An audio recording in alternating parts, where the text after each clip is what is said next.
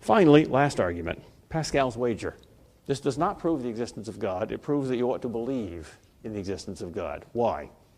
Well, Pascal's writing to skeptics, and he admits that there's evidence for and against God. The case is not closed. Therefore, it seems at first that agnosticism is the reasonable position. The atheist claims too much, I can know that there is no God. The theist claims too much, I can know that there is a God. So agnosticism, which says, I don't know, I'll wait until all the evidence is in, is the most reasonable position. The problem with that is death. We are already embarked on a journey, and the fuel in our ship will someday run out, and we want to put in at the home port of truth.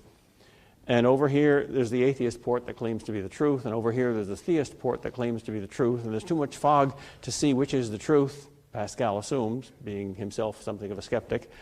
So shouldn't you just wait until the fog clears? No, because the fog will never clear, and the fuel will run out, and you will die as an agnostic. Well, if you die as an agnostic, what will happen to you? Now comes the rub. We want two things, we human beings. We want truth.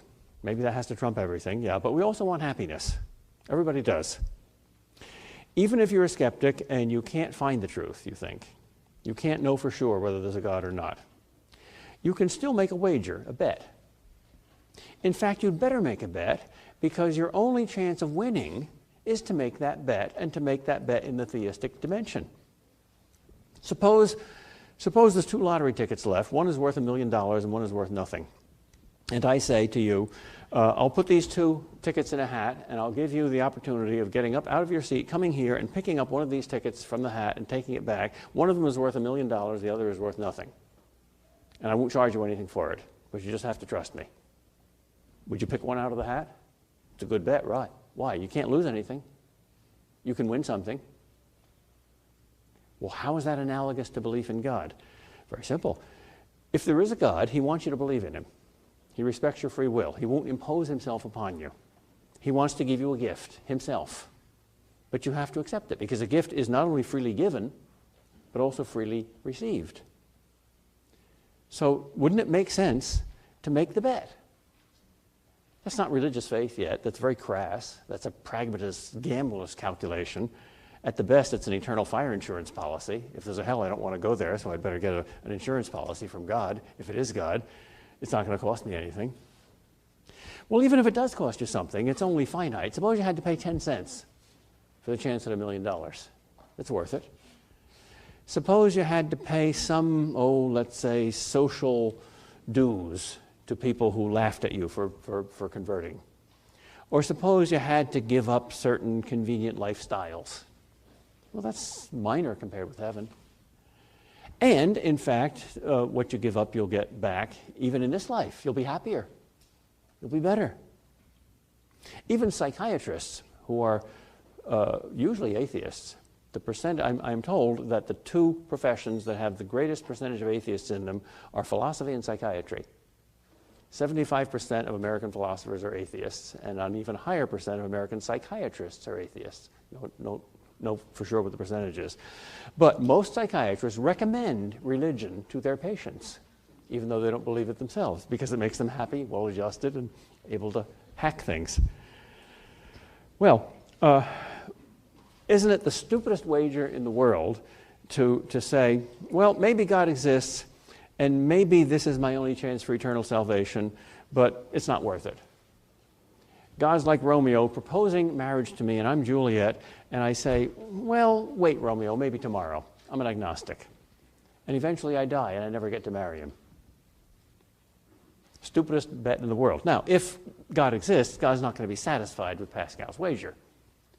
He's going to say, now I've got him, and now I'll make him into a saint, and I'll make him really happy.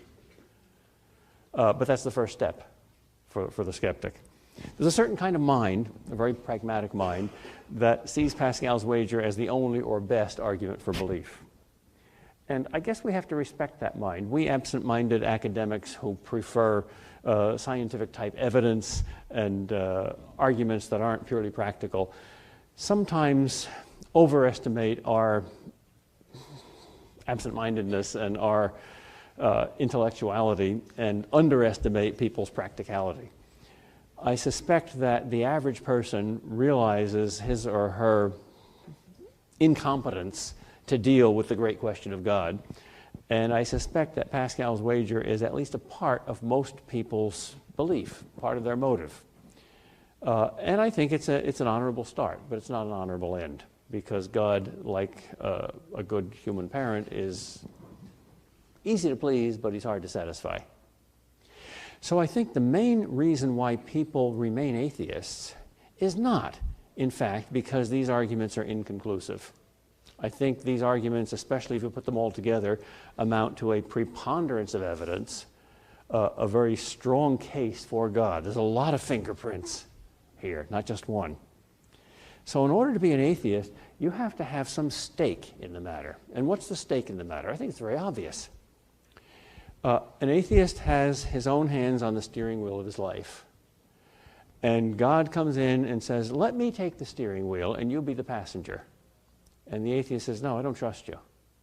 I think it's more fundamentally, psychologically, a matter of faith and trust than it is reason and proof. And why do we want to be in charge of our lives? Because we want to do whatever we want to do. We come out of the womb programmed to, I want what I want when I want it. And if there's a God, he's not just, or at least very probably, not merely some first cause or some eternally perfect being that fills in your cosmic map intellectually. He's a person who created you and wants a love affair with you and wants you to trust him. He's Romeo and he wants you, Juliet, to run away with him and elope. And that's scary. And an atheist who accepts that and believes that's scary and admits that that's why I'm not a theist is a very honest atheist. I think Nietzsche was a good example of that. He said, if there's a God, he sees my dark side. I couldn't stand that. In other words, it's pride. It's the demand to play God that is the deep-rooted attraction of atheism. But if you're totally honest, you realize that even on a human level, that messes up all human relationships. So it should be extended to the vertical level as well.